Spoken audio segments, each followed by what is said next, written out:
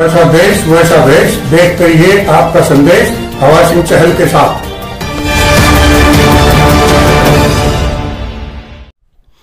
Hello दोस्तों, नमस्कार। मैं हवा सिंह चहल, संपादक आपका संदेश।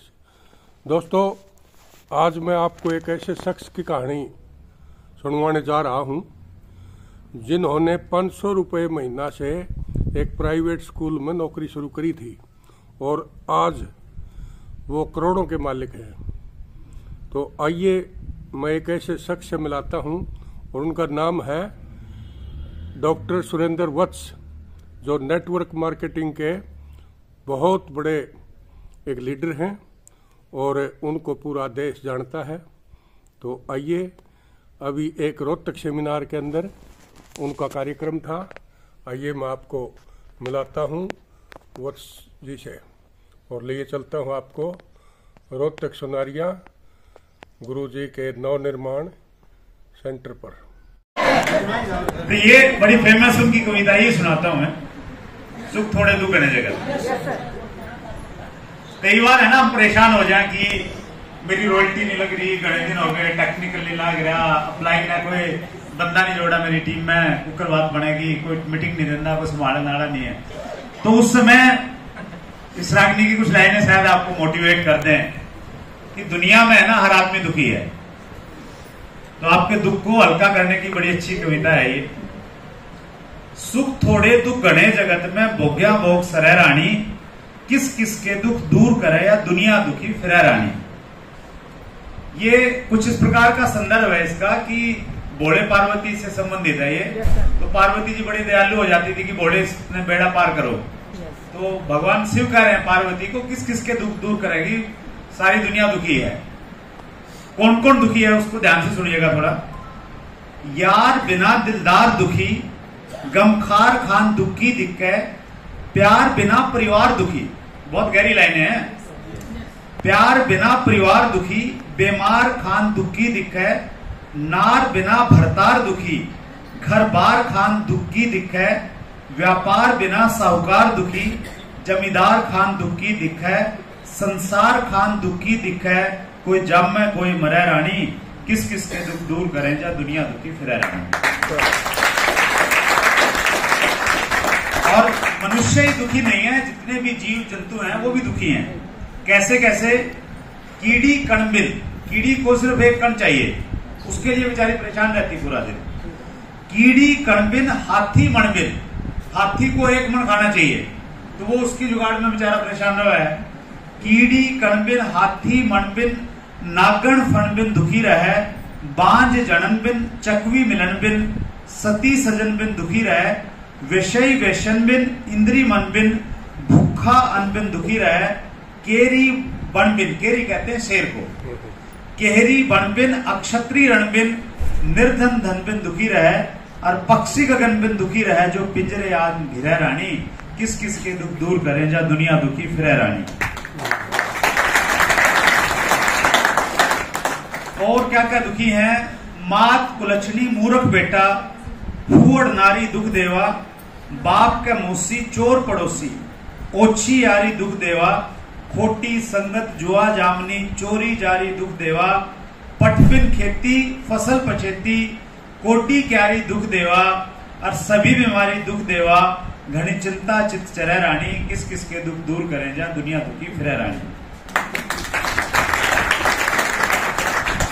खेत में खेत उगाड़ा, माँ में पाला, खुंडा फाड़ा दुख दे जा, भीत में आड़ा पचीत में खाड़ा, और घर में साड़ा दुख दे जा, थोथा नाड़ा बिगड़ा ताड़ा, आवे दिवाड़ा दुख दे जा, दाल में काड़ा पैर में छाड़ा, आंख में जाड़ा दुख दे जा।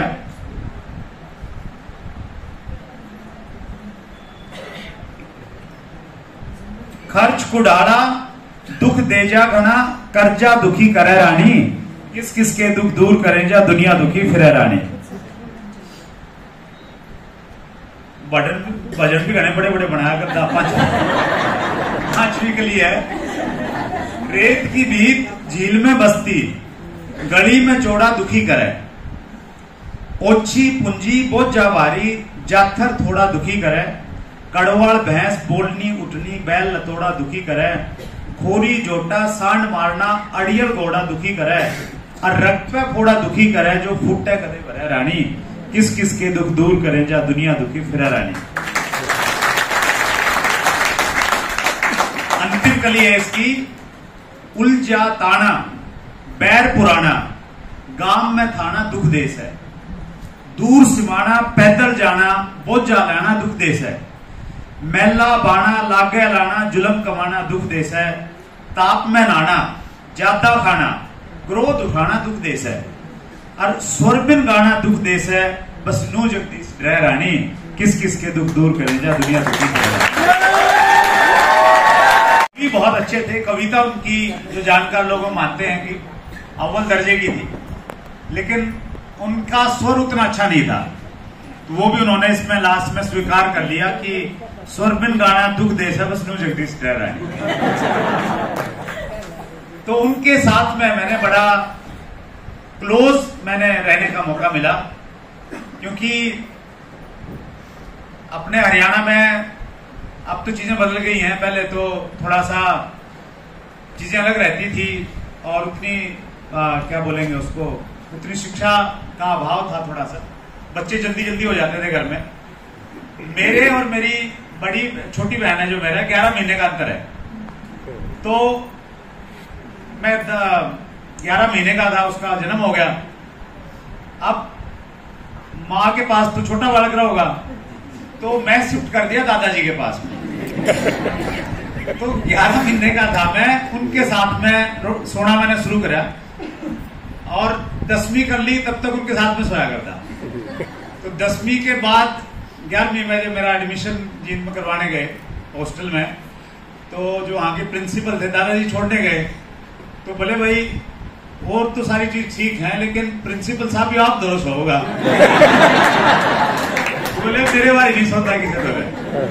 तो फिर धीरे धीरे अब उनके पास में लोग आते थे, आते कहते पंडित जी कोई सुनाओ बात, कोई सुनाओ बात, तो वो सुनाते रहते। और बच्चा कहे कि काम होता गांव में बुढ़े का हुक्का भरना, तो मेरा वही काम रहता था कि मैं हुक्का भर के अंदर अंदा बढ़िया चिलम भर दूं, बढ़िया एकदम भी नहीं बोल रहा हूँ। और मेरे पिताजी टीचर थे, एक आध बार मैं इधर उधर हो जाता तो उनकी ड्यूटी लग जाती चिलम भरण की। तो वो इतने संत आदमी, उन्होंने जिंदगी में ना कदे चाय पी, बीड़ी तो हाथ नहीं उठा के देखी होगी उन्होंने कभी, तो ऐसे आदमी पे अगर चिलम भरवाओगे तो वो तो इसे भर के लाओगा। तो फिर मैं कहीं आता, बोले किचला गया था, फिर बापू ने तो आग भी नहीं धरनी आती, मैं भर के लाया थोड़ा सा। तो खूब उनकी सेवा करी और शायद उसी का परिणाम है, उसी का फल आज परमात्मा ने दिया है कि मैं कुछ लोगों की सहायता कर पा रहा हूं।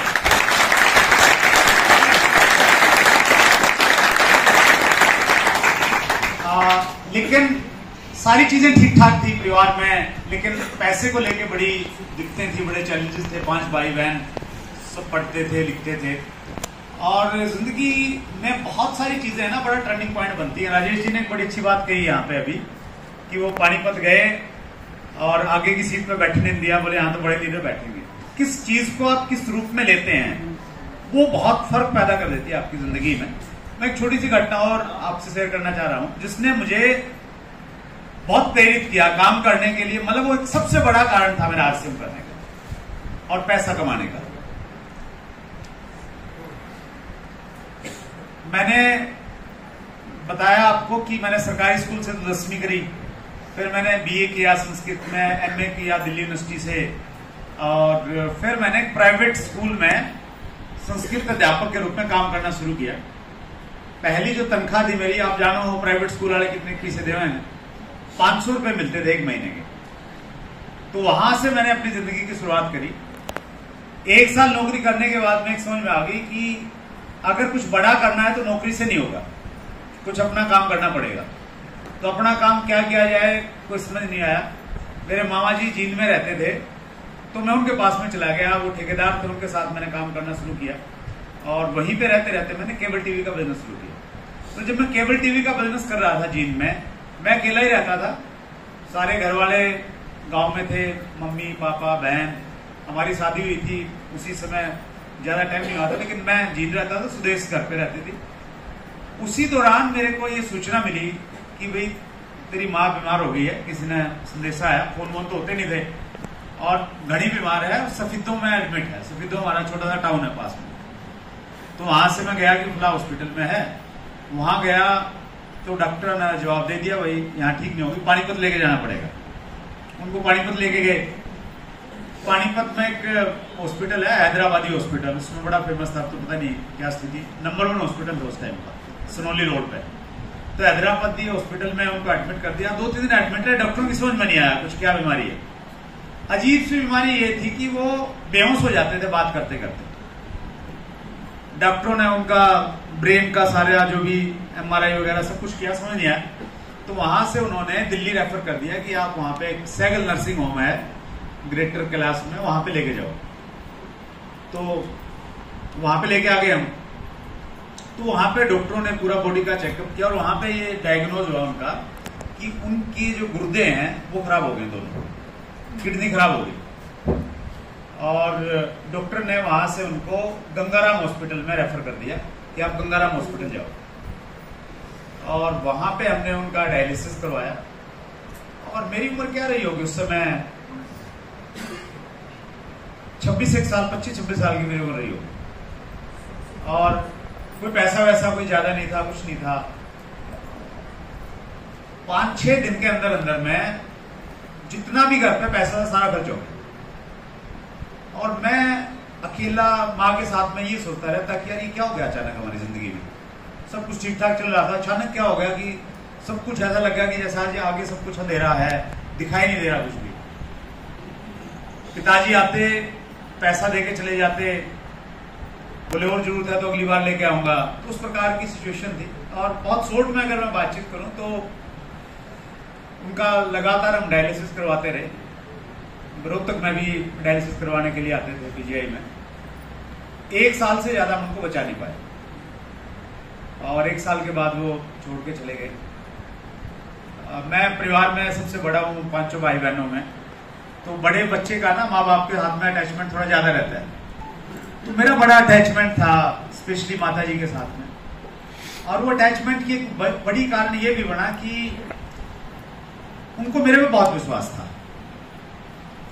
अड़ोस पड़ोस में जो हमारे परिवार के लोग थे, चाचा ताए, सब ने, किसी ने शहर में मकान बना लिया था, किसी ने 100 गज का प्लॉट ले लिया था, हमारे पास कुछ नहीं था। तो आपस में चर्चा चलती थी कि भाई फलाने ने 200 गज का ले लिया, उसने 2 कमरे बना लिए वहां पे। तो मेरी माँ ये कहा करती कि कोई बात नहीं है, मेरे बेटे ने बड़ा होने दो, ये सब कुछ कर लेगा। तो ये विश्वास था और ये बात कहीं ना कहीं मैं भी सुनता था। तो मैंने नौकरी भी इसलिए छोड़ी थी कि भाई माँ ये चाह रही है कि बेटा मेरा बड़ा होकर सब कुछ करेगा, तो कुछ ना कुछ करना पड़ेगा। और वो मेरे लिए एक ऊर्जा का काम करती थी, एनर्जी मिलती थी उनकी बातों से। अब जब वो इस दुनिया को छोड़ के चली गई तो मुझे लगा कि यार किस लिए काम करना है। मैं तो इसलिए करना चाह रहा था कि ताकि उनको दिखाऊं, उनकी जो उम्मीदें हैं वो मैं पूरी कर पाऊं। अब वही नहीं रही तो फिर कुछ नहीं करना। तो एक निराशा सी छा गई जिंदगी में। लेकिन समय जो है वो बहुत ताकतवर होता है। समय बीता, 13वीं होगी, 1 महीना बीता, 6 महीने गुजरे, नॉर्मलाइज होगी जिंदगी। और इन सब चीजों से मैं निकल ही रहा था कि उसी समय किसी ने मुझे एक होम मीटिंग में RCM के लिए बुला लिया अपने घर पे। मेरा एक दोस्त था, बोला मेरे घर पे आओ, कुछ खास बात करनी है। मैं वहां गया तो वहां जाके उन्होंने बोर्ड पे लिखा, उस पे पेपर पे लिखा RCM, राइट कॉन्सेप्ट मार्केटिंग। तो मैंने ज्वाइन तो कर लिया, लेकिन ज्वाइन करने के बाद मैं बहुत ज्यादा सीरियस था नहीं। मुझे लगता नहीं था कि इस प्रकार की चीजें ज्यादा लंबे समय तक चलेंगी और ये कैरियर बन सकता है। तो शुरुआत में मैं बड़ा नेगेटिव था, सीरियस नहीं था 3 महीने तक। लेकिन 3 महीने के बाद मेरे अपलाइन मेरे को जबरदस्ती करके इस प्रकार की मीटिंग में लेके आ गई। और मीटिंग में जब मैंने स्टेज पे बहुत सारे लोगों को देखा, उन्होंने कहा कि मुझे इतना पैसा मिला है। अभी देखिए ना, आपको कुछ साथी जो कह रहे हैं कि भाई 1 लाख मिल गया, किसी ने कहा 10 लाख मिला, 20 लाख मिल गया, 50 लाख तक मिल गया। तो इन सब को देखने के बाद में मुझे लगा कि इस बिजनेस में पैसा है और ईमानदारी का पैसा है, इज्जत का पैसा है। और मेरे को पैसा चाहिए। क्यों चाहिए? क्योंकि पैसा जिंदगी में बहुत जरूरी चीज है। कब एहसास हुआ मुझे?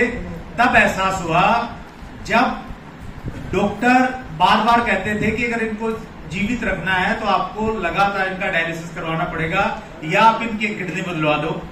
तो उस व्यवस्था में हम सब लोग लगे हुए थे और व्यवस्था हो नहीं पा रही थी पैसे की। तो मुझे लगा कि पैसा इतनी इंपॉर्टेंट चीज है जिंदगी में। अगर पैसा आपके पास में है तो आप किसी व्यक्ति की जिंदगी बचा सकते हैं, लंबे समय तक उसे जिंदा रख सकते हैं। और जब मुझे लगा कि आरसीएम में खूब पैसा है, प्रूव हो गया, सिद्ध हो गया, फिर मैंने पीछे मुड़कर नहीं देखा, पूरी ताकत लगा दी, पूरी जान लगा दी। सुदेश अभी बता रही थी कि बच्चे छोटे छोटे थे। 2001 में आरसीएम बिजनेस की मेरी शुरुआत हुई। उस समय तन्वी 1.5 साल की थी और विशाल 3 साल बड़ा है, उससे 4.5-5 साल का था। तो पैसा भी नहीं था घर में, सिचुएशन बहुत अच्छी नहीं थी। माता जी की डेथ हुई थी तो पिताजी के साथ में मुझे रहना चाहिए थोड़ा बहुत, ताकि उनको अकेलापन फील नहीं हो। लेकिन उन सब चीजों को इग्नोर करके मैंने बिल्कुल पागलों की तरह काम किया। हरियाणा में कहो ना कि बोड़ा होकर लग गया, तो बोड़ा होकर लागन की तरह जैसे वाली बात। अभी आपको ना कुछ लोगों को बड़ा अच्छा लग रहा होगा कि भाई बड़ा अच्छी इनकम है, बड़ा अच्छा लाइफस्टाइल है, बड़ी शोहरत हो रही है, वाहवाही हो रही है। लेकिन इसके देखिए, कोई भी कामयाब व्यक्ति से जब आप मिलोगे ना, उसकी कामयाबी तो दिखती है सबको, लेकिन उस कामयाबी के पीछे उसने क्या किया है वो बहुत सारे लोगों को दिखता नहीं है। वो दिखना बहुत जरूरी है। वो अगर दिख जाएगा तो फिर दो बातें होंगी, या तो आदमी छोड़ देगा कि भाई मेरे से नहीं होगा, या फिर आदमी कहेगा कि कोई बात नहीं, इतना तो मैं कर सकता हूं अगर ये कामयाबी मिल सकती है। तो इसके पीछे का जो संघर्ष था वो ये रहा कि मैंने 28 दिन घर से बाहर रह के काम किया। कितने दिन? महीने में 28 दिन घर से बाहर। छोटे छोटे बच्चे हैं, पिताजी की देखभाल करनी चाहिए, उसकी कोई परवाह नहीं है, बच्चों की कोई परवाह नहीं है। सुदेश के भरोसे घर छोड़ के कि तुम संभालो, मैं तो बाहर देखूं। 28 दिन घर से बाहर रहा और शुरुआत में पैसा तो ज्यादा आता नहीं है, मेरे पास भी पैसा ज्यादा नहीं आ रहा था, जितना आ रहा था उससे ज्यादा खर्च हो रहा था बिजनेस में। और शुरुआत में कुछ इस प्रकार की चीजें हुई कि मेरा बिजनेस बाई चांस बाहर चला गया। रामचंद्र जी हमारे बीच में थे अभी, जीन से रॉयल्टी जीवर, उनके एक साथी थे जगत सिंह जी फौजी। तो जगत सिंह जी फौजी बीएसएफ में थे, तो वो छुट्टी आए 2 महीने की। उनका पड़ोसी आरसीएम कर रहा था, उन्होंने पहले दिन ही फौजी साहब को आरसीएम ज्वाइन करवा दिया। और फौजी साहब इतने दीवाने हुए आरसीएम के, वो सब कुछ भूल गए। अपना एक बैग आता था हमारा, बैग उठा के और सारे रिश्तेदारों ने जोड़ दिए और बिल्कुल आरसीएम में बिल्कुल एकदम डूब गए पूरी तरह से। और वो जब वापस जा रहे थे हरियाणा से, उनकी ड्यूटी थी बांग्लादेश बॉर्डर पे। तो जब आदमी पागल होकर काम करता है ना, उसको कुछ नहीं दिखता, उसको वही धुन लगी रहती है। तो उस धुन में जब वो वापस जा रहे थे, ट्रेन में टीटी टिकट चेक करने के लिए आया, तो बोले टिकट तो बाद में चेक करिए, पहले मेरी बात सुन। तो उन्होंने टीटी को आरसीएम का प्लान बता दिया और उन्होंने ज्वाइन कर लिया। टीटी ने ज्वाइन करने के बाद में बोले जी आप नंबर दो अपना। बोले जी मैं तो रहूं फौज में, बॉर्डर पे फोन वोन वहां काम नहीं करता। बोले मेरा एक अपलाइन है, उसका नंबर ले लो। तो उन्होंने जगत सिंह जी ने उन टीटी साहब को मेरा नंबर दे दिया कि भाई ये मेरे अपलाइन है, इनसे बात कर लियो। तो वो टीटी साहब का मेरे पास फोन आया जी, वो एक फौजी मिले थे ट्रेन में और वो मेरे को ज्वाइन करवा के चले गए और मैंने काम करना है, आप मेरे पास में आओ। मैंने कहा जी आप कहाँ रहते हो? बोले जी मैं पश्चिम बंगाल में रहता हूँ, मालदा टाउन एक जगह है वहां पे। मैंने कहा जी कितना दूर पड़ेगा, कैसे आना पड़ेगा? तो रेलवे में थे। बोले जी ब्रह्मपुत्र में एक ट्रेन है, दिल्ली से चलती है रात को 9 बजे और 24 घंटे का सफर है और आप ऐसे ऐसे आ जाना, आगे में मिल जाऊंगा। तो वहां मैंने जाना शुरू किया और ज्यादा खर्चा होने लग गया, आने का, जाने का, खाने पीने का। पैसा पहले नहीं था, कहते हैं ना कि कंगाली में आटा गिल्ला, तो तो वो वाला काम हो गया, बार बार आना जाना। तो शॉर्ट में अगर मैं बताऊं तो मेरे ऊपर में 2 लाख रुपए का कर्जा हो गया, और 2 लाख रुपए का कर्जा बैंक वाला कर्जा नहीं था जिसका एक लिमिटेड सा ब्याज होता है। प्राइवेट जो फाइनेंशियल पे पैसा ले लेते हैं ना, वैसे मैंने पैसा लिया किसी पे, मोटा ब्याज देना पड़ता था। और 2 साल के बाद में एक ऐसी स्थिति थी मेरे साथ में, मैं दोराहे पे खड़ा था कि इसको छोड़ दूं या करूं। मैंने सोचा अगर छोड़ दूंगा तो चीजें ठीक हो जाएंगी क्या, तो मुझे लगा अगर मैं छोड़ भी दूंगा तो मेरे पास में कोई ऐसा काम है नहीं कि मैं जिंदगी में कुछ बड़ा कर जाऊंगा, ये 2 लाख रुपए का कर्जा ही नहीं उतरा। अगर मैं करता रहूं तो क्या हो सकता है। फिर मेरी समझ में अगर करता रहा तो बहुत सारे लोगों को कामयाबी मिली है, तो शायद मेरे को मिल जाएगी। और परमात्मा ने मेरे ऊपर में बड़ी मेहर करी कि 2 साल के बाद में मैंने डिसीजन लिया कि कुछ भी हो जाए मैं आरसी को नहीं छोड़ूंगा।